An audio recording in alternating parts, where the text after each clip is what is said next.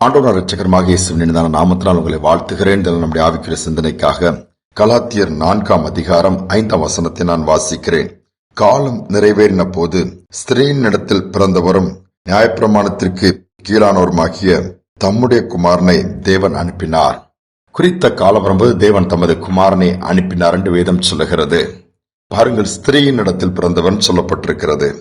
நீங்கள் ஆதியிலே ஆண்டவர் மனிதனை உருவாக்கும் பொழுது ஆணும் பெண்ணுமாய் உருவாக்கி ஏதேன் தோட்டத்தில் வைக்கிறார். வீழ்ச்சி எப்படி வந்தது என்று சொல்லி கேட்டால் எல்லாரும் சொல்லுவார்கள், ஏவாள் அந்த பழத்தை பறித்தால் புசித்தால் கணவனுக்கும் கொடுத்தாள் என்று சொல்லி அந்த பெண் நிமித்தமாக என்று குறை சொல்லுவது உண்டு.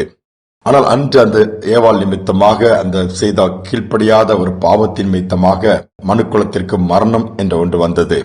ஆனால் ஆண்டவர் அப்படியே விட்டுவிடவில்லை. ஒரு பெண்ணினால் ஒரு பாதிப்பு வந்ததுன்னு சொன்னால் மீண்டுமாய் புதிய ஏற்பாட்டு காலத்திலே காலம் நிறைவேறும் போது ஒரு பெண்ணை, ஒரு வாலிப பெண்ணை தெரிந்து கொண்டு அதன் மூலமாய் மரணத்தை ஜெயித்து ஜீவன் உண்டாகிற காரியத்தை ஏற்படுத்தி விட்டார். ஆண்டவருடைய வழிநடத்தல், ஆண்டவர் செய்கிற கிரியைகள் எல்லாம் அது பிரமிக்கத்தக்க விதத்தில் இருக்கும் என்பதை நாம் மறந்துவிடக் கூடாது. அநேக நேரத்தில் சூழ்நிலை பார்த்து இது முடிஞ்சிருச்சு, நீ அவ்வளவுதான், இப்ப இதனால தப்பு பண்ணிட்டாங்க, நீ அவ்வளவுதான், இது இனி ஒண்ணுமே பண்ண முடியாது, நாம் முடிவுக்கு வந்துருவோம். நம்முடைய ஆண்டவர் அப்படி அல்ல. எல்லா பிரச்சனைக்கும் தீர்வு வைத்திருக்கிறார். எல்லா காரியங்களுக்கும் பரிகாரம் வைத்திருக்கிறார். அது எப்படி, அதுக்கு ரெமெடி என்று சொல்லுவாங்க, அதுக்கு வழியை வைத்திருக்கிறார். பாருங்கள், மரியாளை தெரிந்து கொள்கிறார். மரியாள் மூலமா இந்த உலகத்தில் இயேசு வருவதற்கு ஒரு வழி உண்டாகிறது.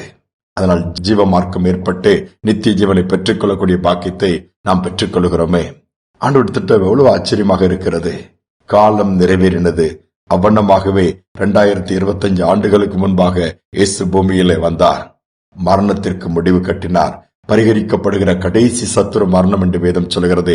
அதையும் ஜெயித்து காண்பித்தார் தமது மரணத்தினால். நமக்கும் கர்த்தர் கிருபைகளை கொடுத்து நடத்த விரும்புகிறார். ஒரு அருமையான கணவன், மனைவி, 2 பிள்ளைகள். நன்றாக வாழ்க்கை போய்க் கொண்டிருந்தது. கணவன் வேலை செய்து கொண்டு ஊழியத்தை செய்தார். மனைவி வீட்டில் இருந்தார். கணவனுக்கு தெரியாமல் இந்த பணம் அங்கங்க வாங்கி ரொட்டேட் பண்ணி சீட்டு கட்டுற அது கட்டுறன்னு சொல்லி லட்சக்கணக்கான கடனுக்குள்ளாகிவிட்டார். கணவனுக்கு பின்பாகத்தான் தெரிந்த உடனே குடும்பமே உடைந்து சிதறுகிற ஒரு நிலைமைக்கு போய்விட்டது. என்ன செய்வது என்று தெரியவில்லை. அந்த நேரத்திலே ஏதோ அந்த மனைவி ஒப்புரவாகி அழுது சமாதானமா நான் தப்பு பண்ணிட்டேன்னு சொல்லி அந்த காரியங்கள் இருக்கும் போதும், ஆனாலும் இவ்வளவு பணத்தை நான் திருப்பி செலுத்த வேண்டுமே, இவ்வளவு முட்டாள்தனமா நடந்து கொண்டாளேன்னு சொல்லி பல விதத்தில் அந்த கணவனுக்கு வருத்தம். இனி அவ்வளவுதான், இனி எழுந்திருக்க முடியாது, நான் செய்கிற வேலையிலும் அவ்வளவு வருமானம் கிடையாது என்று சொல்லி புலம்ப ஆரம்பித்து விட்டார். சகோதரி ஆண்டோடைய சமூகத்துல போய் தன்னுடைய குற்றங்களை அறிக்கை செய்த, ஆண்டவரே நான் தப்பு பண்ணிட்டேன், ஒரு வாய்ப்பு கொடுங்க, என் விண்ணப்பத்தை கேட்டு ஒரு வழியை தரங்கன்னு சொல்லி ஜெபிக்க ஆரம்பித்தார். கர்த்தர் அந்த விண்ணப்பத்தை கேட்டார். அந்த மகளை பயன்படுத்த ஆரம்பித்தார். எப்படி? தமது வல்லமை கொடுத்து ஊழியத்தின் பாதையிலே நடந்தது என்ன தெரியுமா? ஊழியத்தின் பாதையில பயன்படுத்த ஆரம்பித்தவுடன் சூழ்நிலை மாறிச்சது. ஏராளமான இடங்கள்ல போய் கர்த்தருடைய வார்த்தை கொடுக்கக்கூடிய கிருபை கொடுத்தார். திருச்சபைகளை கர்த்தர் அந்த மகளுக்கு ஏற்படுத்தி கொடுத்தார். அதனால ஒரு பெரிய ஊழியக்காரியை மாற்றி எல்லா கடன் பிரச்சனை மாறினது, வீட்டினுடைய கஷ்டம் மாறினது. கணவன் மனைவியும் இணைந்து ஊழியத்தை செய்து தேவனை மகிமைப்படுத்த ஆரம்பித்தார்கள், மகிமைப்படுத்திக் கொண்டிருக்கிறார்கள். பாருங்கள், அவ்வளவுதான், வீழ்ச்சி வந்து விட்டது, கடன் வந்து விட்டது, கஷ்டம் வந்து விட்டது, இனி அவ்வளவுதான், மூழ்கி விட வேண்டியதுதான், இனி எழுந்திருக்க முடியாது என்று உலகம் சொல்லலாம். ஒருவேளை நம்முடைய மாம்சீக எண்ணங்கள் கூட சொல்லலாம். தேவன் அந்த நிலைமையை மாற்றுவார். ஏனென்றால் அவர் அப்படிப்பட்ட தேவன். சனானது சோர்ந்து போய் நம்பிக்கை இழந்து போயிருந்தோமானால் இன்று ஒருவேளை குடும்பத்துல யார் மூலமாவது நஷ்டம் வந்திருக்கலாம், கஷ்டம் வந்திருக்கலாம், பிரச்சனை வந்திருக்கலாம், இவர்களால் தான் இதாயிட்டு, இதனால்தான் சொல்லி அதை எல்லாம் குற்றம் சாட்டுவதை நிறுத்திவிட்டு சூழ்நிலைகளை மாற்றுகிற ஆண்டவரை இன்னைக்கு பார்ப்போம். நம்முடைய சூழ்நிலை நிச்சயமாக மாறும். ஜெபிப்போம். அன்பின் தகப்பனே, இந்த காலை நேரத்தில் நம்முடைய சமூகத்தில் நாங்கள் வந்து நிற்கிறோம் அப்பா. சூழ்நிலைகளை மாற்றுகிறவர், பிரச்சனைக்கு தீர்வு கொடுக்கிறவர் அப்பா. நாங்கள் பிரச்சனைகளை பார்த்து கொண்டிருப்போம், பிரச்சனை பேசிக் கொண்டிருப்போம். இது அப்படியல்ல.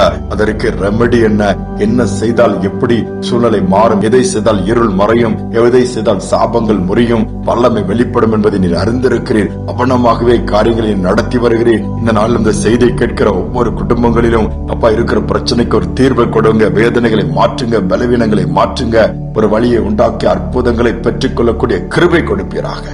செய்வதற்காய் ஸ்தோத்திரம். நம்பிக்கை இழந்து போய் இனி எழுந்திருக்க முடியாது, என் வாழ்க்கை முடிஞ்சிருச்சு, நான் செய்த தவறினால் தான், நான் எடுத்த தவறான முடிவினால் தான், நான் அன்றைக்கு பொறுமையா இருந்திருக்கலாம், பொறுமை இழந்தனால் தான் இது அப்படின்னு பல விதத்திலே தங்களை குற்றம் சாட்டி கொண்டு குற்ற மனதோடு போராடி கொண்டிருக்கிற பிள்ளைகளை இன்னைக்கு அதிலிருந்து விட்டுவித்து தூக்கி நிறுத்தி மீண்டுமாய் வாழ்ந்திருக்கப்படுவீராக. தாழ்த்தி ஒப்புக் கொடுக்கிறேன். துதிகனமையுமே ஏற்றுக்கொள்ளும் இயேசுவின் நாமத்தில் வேண்டிக் கொள்கிற நல்ல பிதாவே, ஆமேன், ஆமேன். எந்த ஒரு பிரச்சனைக்கும் தீர்வு உண்டு. ஆண்டவர் அழகா வீழ்ச்சி என்று சொன்னால் இன்னொரு இடத்திலே ஒரு நபரை எழுப்பி அதன் மூலமாய் எழுச்சியும் கர்த்தர் ஏற்படுத்தி கொடுப்பார். சிந்தனையோடு இந்த நாளை தொடருவோம். மீண்டுமாய் நாளை தினம் சந்திப்போம்.